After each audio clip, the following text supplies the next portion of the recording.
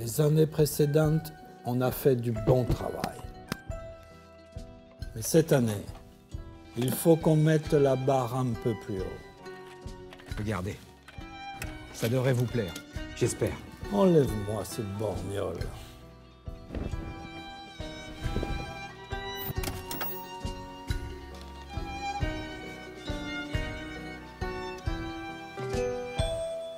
Salut à toutes, salut à tous, je suis vraiment très heureux de vous accueillir pour ces directs. C'est parti pour 6 émissions réalisées avec tous les étudiants, les étudiantes de l'ESSEC ici à Lyon-Villeurbanne. Aujourd'hui, vous l'avez compris, dans notre générique d'ouverture, on va découvrir ce qui se cache sous le borgnole, c'est-à-dire, vous savez, ce tissu noir très épais qui isole les plateaux de tournage de la lumière. Eh bien, on va découvrir en quelque sorte les coulisses du cinéma, les coulisses de l'audiovisuel, avec cette fois-ci, gros plan sur les 1001 métiers du digital pour débuter cette folle semaine. Si les nouvelles technologies vous intéressent, si la création de 3D vous passionne, c'est absolument l'émission à ne pas manquer, avec un super public, nombreux, actifs mais virtuels. Regardez, et oui, la preuve, ils sont là. Bon, ils ont l'air un petit peu endormis pour le moment. On va essayer de les réveiller, je compte sur vous.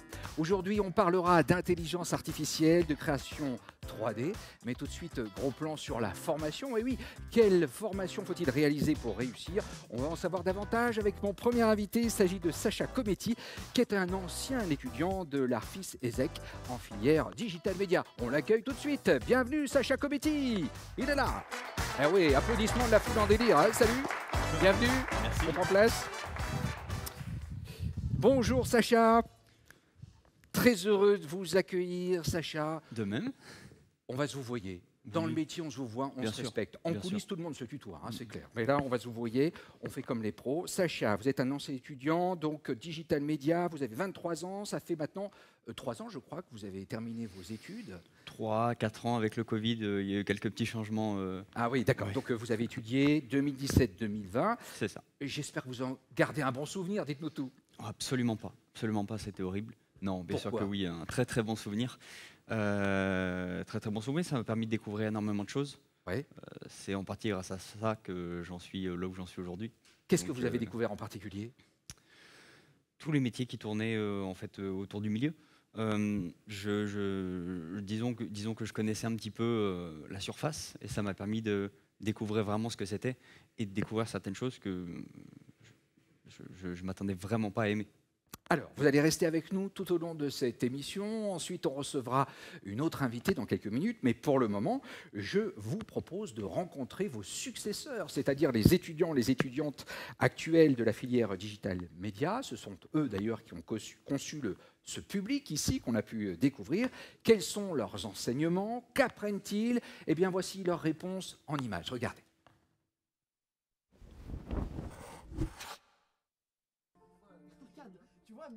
Filière médias digitaux, c'est une filière où on fait beaucoup de choses. Nous, on est un peu des couteaux suisses de l'école. Dans l'année, on fait beaucoup de choses du style de la modélisation et de l'animation 3D, des dossiers de production, des plannings, de la gestion de projet, donc de A à Z, du live stream, donc en direct avec du coup les habillages, les transitions, tout ce qui est toute la DA.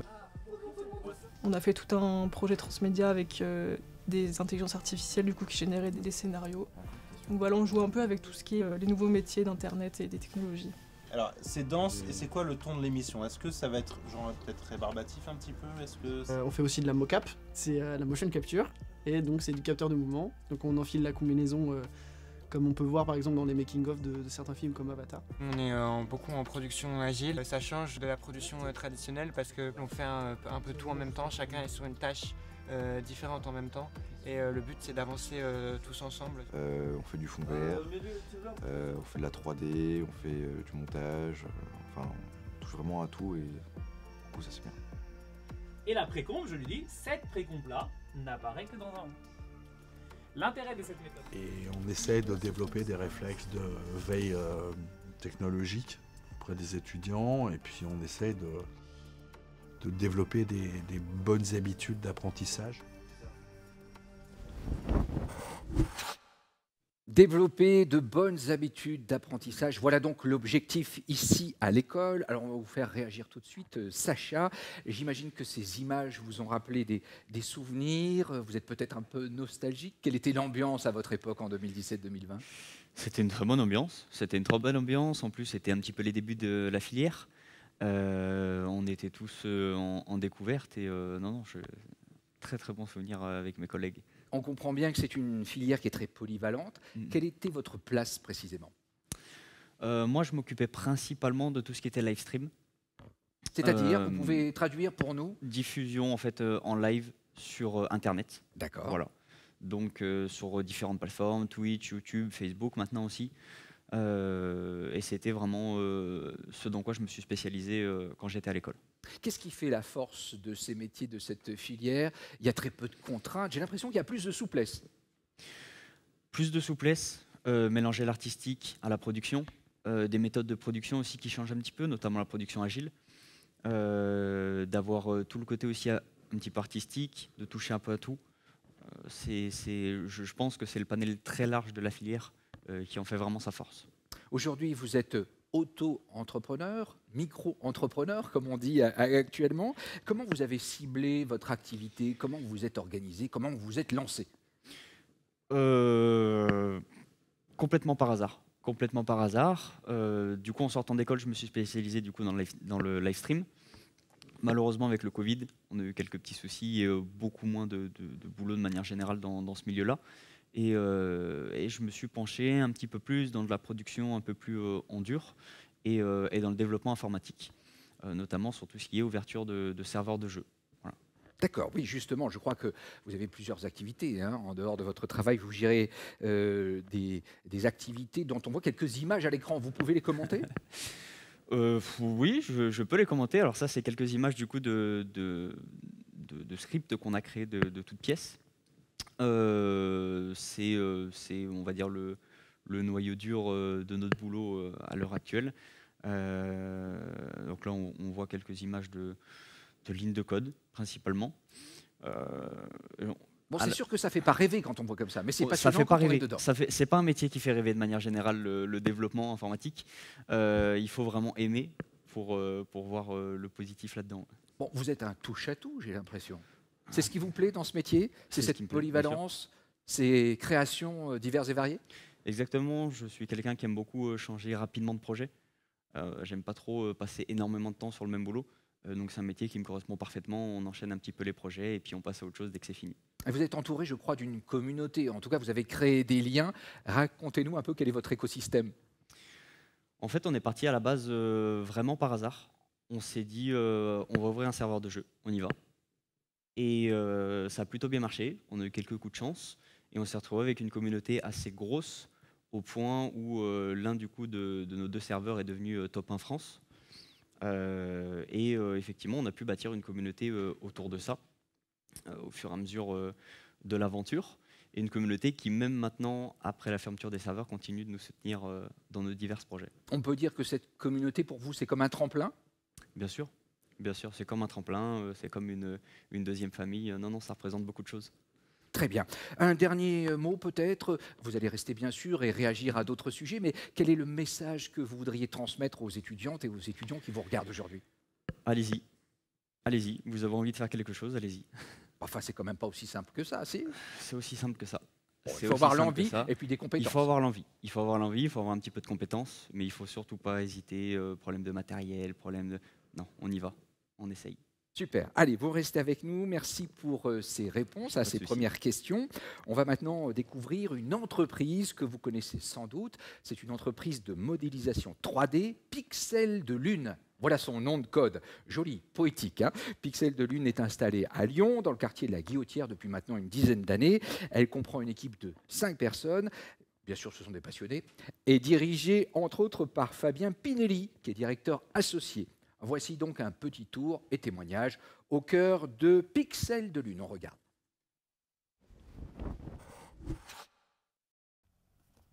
On a créé avec Nicolas Mouron Pixel de Lune. Pixel de Lune va arriver à ses 10 ans. Si on ne peut pas passer par une vidéo, on passe par la 3D pour pouvoir faire des choses peut-être plus dynamiques, On peut avoir un chirurgien qui vient nous expliquer comment poser une prothèse, jusqu'à un industriel qui nous montre comment poser des fenêtres.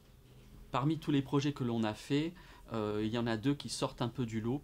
On a fait des tournages en 360 degrés qui demandaient aussi des intégrations 3D.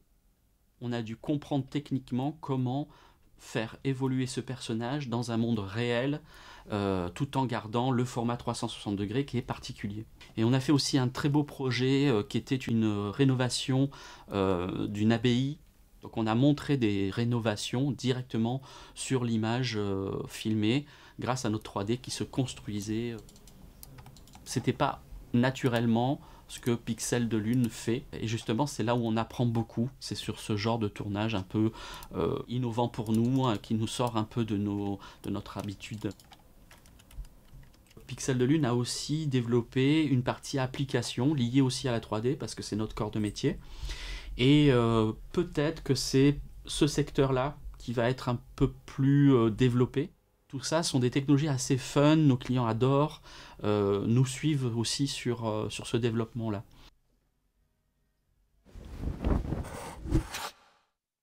Vient de nous rejoindre Joëlle Caroline. Bonjour Joëlle. Bienvenue sur notre plateau. Vous êtes productrice de films d'animation chez Godot Film. Vous avez également été productrice chez Ubisoft, entreprise bien connue. Vous avez rejoint bien sûr d'autres aventures et notamment la série TV Les Lapins Crétins. Oui. Vous allez nous raconter dans quelques instants, on a hâte d'en savoir davantage. Et je crois que vous avez, vous aussi, plusieurs cordes à votre arc. Qu'est-ce qui vous passionne exactement dans tous ces métiers artistiques ? Le fait de ne jamais faire la même chose.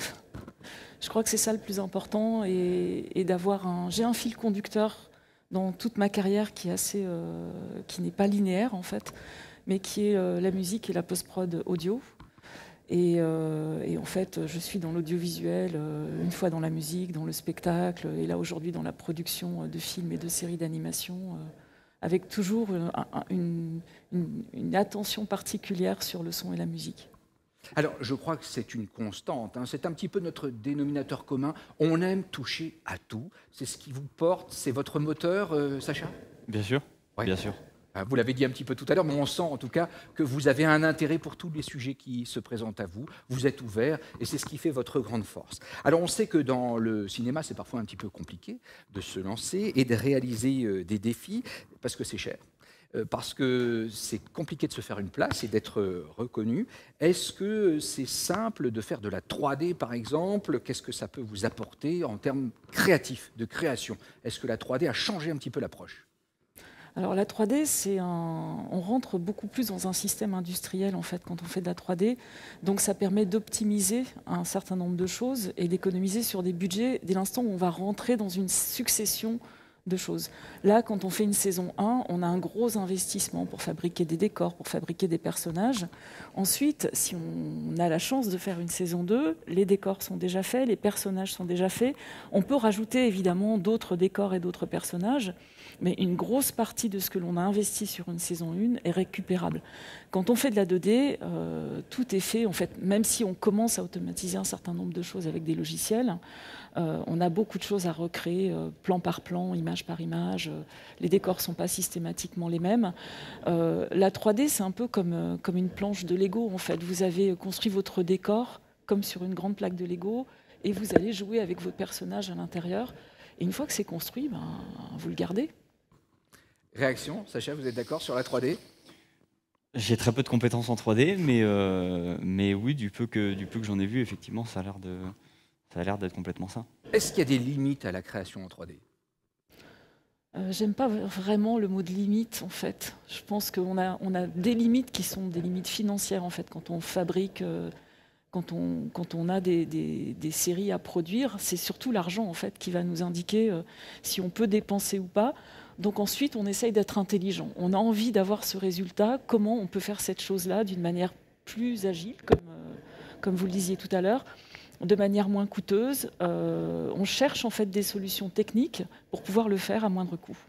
Ce qui est passionnant avec le développement d'Internet, de la fibre, c'est que vous pouvez maintenant travailler en réseau à distance, oui, avec des collaborateurs qui sont dans le monde entier. C'est ce que vous faites actuellement. Qu'est-ce que ça vous apporte ? Alors moi, je suis en coproduction avec des Finlandais, avec des Polonais, avec des Danois. Donc oui, l'Internet, c'est notre outil de travail principal, parce qu'en fait, on fait toutes nos réunions comme ça. Sur des créations avec des choix artistiques, c'est quand même bien d'avoir les gens sur place. Donc là, moi, ce que j'ai fait, c'est que quand il y a des gros festivals comme le Festival d'Annecy, les équipes qui dirigent au Danemark viennent rencontrer les studios à Annecy, puisque je travaille avec un studio qui est à Annecy, In The Box. Et en fait, on échange, on apprend à se connaître. Une fois que la rencontre physique a eu lieu et qu'on a eu un vrai échange physique, c'est beaucoup plus simple en fait de travailler à distance. Avant, c'est compliqué de se faire confiance, c'est compliqué tant qu'on n'a pas vu les locaux, tant qu'on n'a pas vu qui étaient les personnes, on n'a pas vu comment étaient organisés leurs bureaux. C'est compliqué en fait de faire confiance à 100%. Donc le contact humain reste quand même une base incontournable pour nos métiers, heureusement. C'est la base, et ensuite, une fois qu'on se connaît, qu'on a découvert un peu qui étaient nos interlocuteurs, là on peut construire effectivement sur du travail à distance. Derrière vous, il y a une super affiche, Team Nuggets. Ça va sortir à Pâques, dans quelques semaines, je crois. Et donc là, vous avez expérimenté pour cette série ce travail dans plusieurs pays, à distance. Vous pouvez nous en dire davantage? Alors, c'est un projet qui vient du Danemark. C'est des amis qui m'ont appelé en me disant « On répond à un appel d'offres de la chaîne danoise. Est-ce que tu veux bien être notre productrice en France? Parce que le Danemark aimerait avoir une série internationale. Et toi, tu as l'expérience des lapins crétins qui s'est bien vendu dans le monde entier, donc on aimerait bien mettre ça dans notre dossier. Donc je dis, allons-y, présentons ce dossier. Le dossier a remporté la compétition. Et du coup, dès que ça a été signé avec la chaîne danoise, moi, je me suis attelée à la recherche des financements français. Ça a été très compliqué. Et Canal+, qui peut répondre beaucoup plus rapidement que France Télévisions sur ce type de dossier, a tout de suite dit oui, on y va. Et du coup, on est parti sur une coproduction avec ces studios danois. Et on fabrique on fabrique la moitié des épisodes en France, ce qui représente à peu près un tiers du budget. Donc sorti le 8 avril prochain? Le 8 avril, sur Canal+ Kids et sur MyCanal, voilà, raison de 4 épisodes par jour, tous les matins à 8h et à midi. On va revenir sur l'aventure des lapins crétins, parce qu'en début d'émission, on a évoqué brièvement la notion de transmédia. Alors ça doit vous rappeler des souvenirs. On peut en savoir davantage sur la façon dont vous étiez organisé pour produire les lapins crétins? Alors oui, en fait, au départ, c'est un jeu vidéo qui s'est développé énormément avec des séries sur YouTube qui étaient en fait liées à l'actualité, des petits happenings, des courtes vidéos de 30 secondes, 1 minute, où on faisait intervenir les lapins crétins dans un environnement live, au milieu d'une équipe de foot, de rugby. Et on a reçu énormément de coups de fil de producteurs et de chaînes de télé qui nous disaient on veut absolument prendre la licence des lapins pour en faire une série. Et la stratégie chez Ubisoft, c'est de ne jamais vendre les licences à l'extérieur. Donc le PDG nous a dit écoutez, puisque les gens le demandent, faites donc une série. Donc on a commencé à réfléchir, à s'entourer de scénaristes, de réalisateurs, de l'animation, parce que le jeu vidéo et l'animation, c'est quand même 2 métiers différents. On ne produit pas de la même façon, on n'écrit pas de la même façon. Le jeu vidéo, on est acteur quand on joue, on est son propre acteur, on choisit, on fait des choix. Et il ne faut pas que ce soit trop scénarisé, parce que si c'est trop scénarisé, le joueur va s'ennuyer finalement. Alors il y a quelques jeux qui sont spécifiquement scénaristiques, mais dans les jeux open, comme on dit en jeu vidéo, on évite trop de scénarisation. Et là, quand on fait une série télé, c'est le processus inverse. On est vraiment dans du linéaire avec une écriture qui est à la base. Donc là, on travaille avec des vrais scénaristes d'animation et on s'est entouré d'équipes qui venaient de la série d'animation pour faire cette série. Sacha, vous êtes un grand fan des lapins crétins? J'ai eu l'occasion de jouer aux jeux vidéo. Après, j'avais suivi, forcément, vu le bruit que ça avait fait, j'ai suivi un petit peu. Et j'avais regardé effectivement les fameuses interventions qu'on pouvait voir sur YouTube ou autre à l'époque. Alors, on comprend bien que tout cela se fait en mode agile. C'est de la production où les équipes sont mobilisées, où chacun est complémentaire. La production agile dans les métiers du numérique, ça vous parle? Bien sûr. Bien sûr, nous, c'est notre méthode de production de manière générale. On a complètement délaissé maintenant les méthodes de production, on va dire, plus traditionnelles. C'est-à-dire, comment ça s'organise au quotidien, la production agile?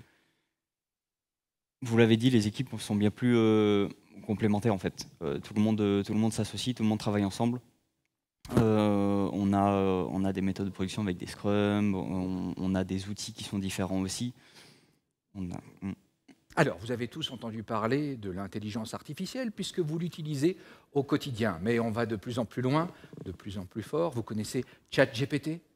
Oui. Ça donne des sueurs froides, surtout aux enseignants, aux professeurs, parce que ça permet aux étudiants de créer en toute facilité, en 1 minute, une dissertation sur un sujet compliqué.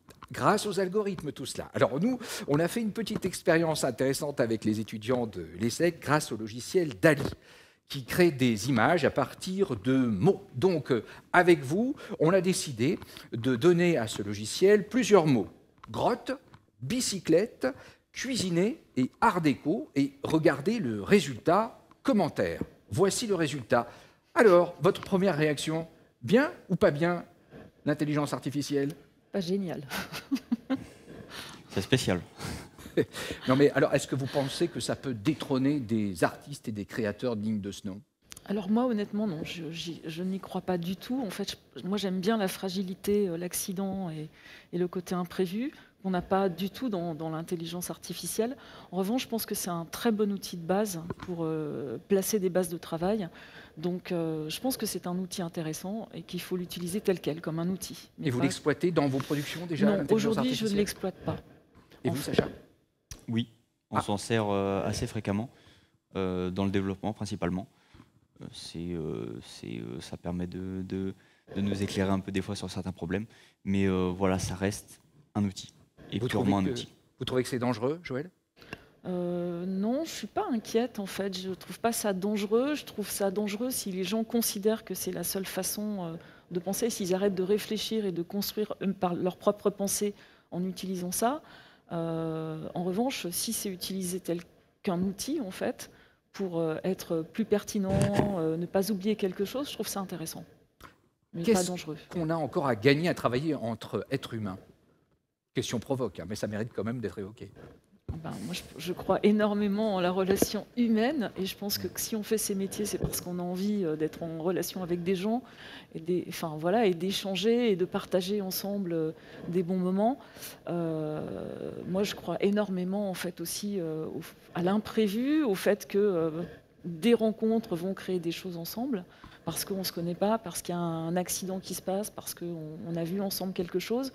Donc moi, je crois vraiment en fait à la relation humaine et je pense que ça peut créer des choses beaucoup plus intéressantes qu'une intelligence artificielle. Mais l'intelligence artificielle, c'est pas nouveau, hein, ça fait longtemps que ça existe. Dans le jeu vidéo, il y en a énormément et ça aide effectivement à gérer des choses qui ne sont pas au premier plan. Donc si on la garde comme un outil de second plan, je trouve ça intéressant. Allez, petit débat. Sacha, vous êtes d'accord ? Complètement. Votre vision, expliquez-nous. Absolument pas peur de l'intelligence artificielle. Il faut que ça reste un outil, mais on est très très loin de ce qu'on peut voir dans certains scénarios science-fiction. On est encore très très loin de ce stade-là. Et à l'heure actuelle, tant que ça reste un outil, il n'y a aucun problème, il n'y a aucun souci à se faire. Est-ce qu'on pourrait même être optimiste ? Est-ce que ça pourrait créer de nouveaux emplois, par exemple ? Ça, c'est difficile à dire. Je ne suis pas Madame Irma et j'ai du mal à me projeter en fait sur ce genre de choses. Après, l'intelligence artificielle, ça nécessite qu'on l'alimente en fait. C'est pas quelque chose qui naît de cette manière-là, donc il va falloir la nourrir en fait d'un certain nombre de concepts pour qu'elle devienne de plus en plus pertinente et adaptée. On voit que ça peut très bien fonctionner, les algorithmes avec des traducteurs. Il y a des très très bons traducteurs automatiques. Mais moi, je m'en sers en fait en termes de traduction. Et quand je vois les résultats, ça manque de style, ça manque de pertinence parfois. Le mot est parfois mal interprété. Donc, je trouve intéressant qu'on puisse retravailler dessus. Mais oui, ça demande de l'alimentation parce que cette intelligence, elle n'est pas de nulle part en fait. Alors, lors d'une masterclass au Festival international du film de Genève, le célèbre et l'incontournable lyonnais Alexandre Astier, réalisateur évidemment du film culte Kaamelott de la série, a annoncé utiliser de l'intelligence artificielle qu'il avait lui-même créée pour l'aider dans son travail de recherche et d'écriture sur son prochain film. Qu'est-ce que vous en pensez ? Vous étiez au courant de tout cela ? Est-ce qu'aujourd'hui les réalisateurs se dévoilent peu à peu sur ce sujet ? Non, je n'étais pas au courant. Après, s'il l'utilise comme un outil, tant mieux. Alexandre Astier, c'est quelqu'un de brillant, de curieux, d'intelligent. Donc j'imagine qu'il en fera bon usage. Sacha? Pareil, j'étais pas au courant pour le coup. Après, pas du tout. Pas du tout qu'il y en ait même beaucoup d'autres qui l'utilisent. Tant que ça l'utilise après comme outil, voilà. On en revient toujours au même. Je voudrais maintenant évoquer l'omniprésence d'Internet, qui est un outil fabuleux, mais qui est très fragile, qui nous rend dépendants. J'ai quand même le sentiment qu'aujourd'hui, c'est un moteur de développement pour la 3D. Tout repose sur cette capacité de transmission ultra rapide. Internet, c'est votre plus fidèle ami? Internet pour la transmission, en fait. Et pour la communication entre différentes équipes. Après, je pense que c'est la puissance des serveurs qui est notre principal ami et la puissance des processeurs qui font calculer nos images en 3D parce que la 3D, ça pèse très très lourd en images. Donc on a besoin de gros serveurs, de render farm qui sont très consommatrices et aujourd'hui le CNC nous demande de réfléchir à de l'optimisation en termes avec l'impact écologique, l'impact environnemental. Donc on a de nouveaux challenges pour réfléchir à comment optimiser tout ça. Je pense que l'enjeu il est plutôt sur comment bien faire sans dépenser trop. Et Internet, c'est pas notre base de calcul aujourd'hui, c'est juste un outil de communication. Rapide réaction de Sacha sur Internet? Oui, c'est un outil de communication, outil d'information aussi. Nous, on s'en sert beaucoup dans ce cadre-là. Nous, c'est un petit peu différent parce qu'on ne travaille pas en réel, on travaille uniquement via Internet. Donc, c'est aussi notre outil de travail principal. On va maintenant revenir quelques minutes sur votre parcours. Très beau parcours. J'ai parlé, pour vous présenter, d'un passage chez Ubisoft comme productrice. Comment on arrive à ce niveau professionnel? Les étudiants, les étudiantes ont besoin de conseils. En fait, je suis rentrée chez Ubisoft en 1996. Donc c'était vraiment les débuts. C'était les débuts, il y avait 400 personnes à travers le monde. Et en fait, je suis arrivée parce que je venais du groupe Warner Chappell où j'étais en édition musicale et que dans les jeux, il y a de la musique et il y a des voix. Donc ils avaient besoin en fait de développer toute la partie audiovisuelle et enregistrement. Et je suis arrivée par cette compétence musique et voix chez Ubisoft. Et ensuite, j'ai pris des responsabilités au fur et à mesure. La société a grossi, il y a eu un siège qui s'est construit, il a fallu organiser les studios à travers le monde. Donc j'ai participé à tout ça. En fait, c'était une aventure passionnante. Et puis au bout d'un moment, j'en avais un peu marre d'être dans des choses un peu centrales. Donc j'ai demandé à revenir en production parce que j'étais quand même plus attachée à la production. Et c'est ainsi que je suis rentrée sur le CGI et la production, notamment des Lapins Crétins. Mais c'est un très très beau parcours. En fait, je suis rentrée dans une start-up et je suis sortie d'une société qui était une multinationale. Voilà, donc il faut oser tenter l'aventure, y croire et être épanoui avant tout dans son métier. Merci à tous les deux d'avoir été nos invités aujourd'hui. Nous sommes à quelques minutes de la fin de cette émission. Je vais vous demander peut-être en une phrase rapide un conseil pour tous ceux qui nous regardent, un mot peut-être pour résumer tout cela. On commence par vous, Joël. Soyez curieux et ne cessez jamais d'apprendre. On n'est jamais vieux. Merci, Sacha. Exactement la même chose et je vais rajouter aussi oser. Il faut oser faire les choses. Ah, c'était Jean-Pierre Elkabbach, un célèbre président au temps jadis de France Télévisions, qui disait « Osons les jeunes notamment ». Allez, merci beaucoup. Osons le digital média, osons la créativité 3D. On est ravis de vous accueillir. On vous donne rendez-vous tout à l'heure à partir de 15h30 pour une autre émission super qui va décoiffer et qui sera consacrée aux cascadeurs, des acteurs à part entière qui prennent de sacrés risques. Merci beaucoup. Bon appétit à vous avec un tout petit peu d'avance et rendez-vous tout à l'heure pour ce deuxième numéro de la grande série que nous venons d'inaugurer ici depuis notre studio de Lyon, Villeurbanne, de la célèbre école de l'Arfis ESSEC. Merci à toutes les équipes, merci à tous ceux qui se sont mobilisés pour la parfaite réussite de ce premier direct. Allez, à bientôt, merci beaucoup.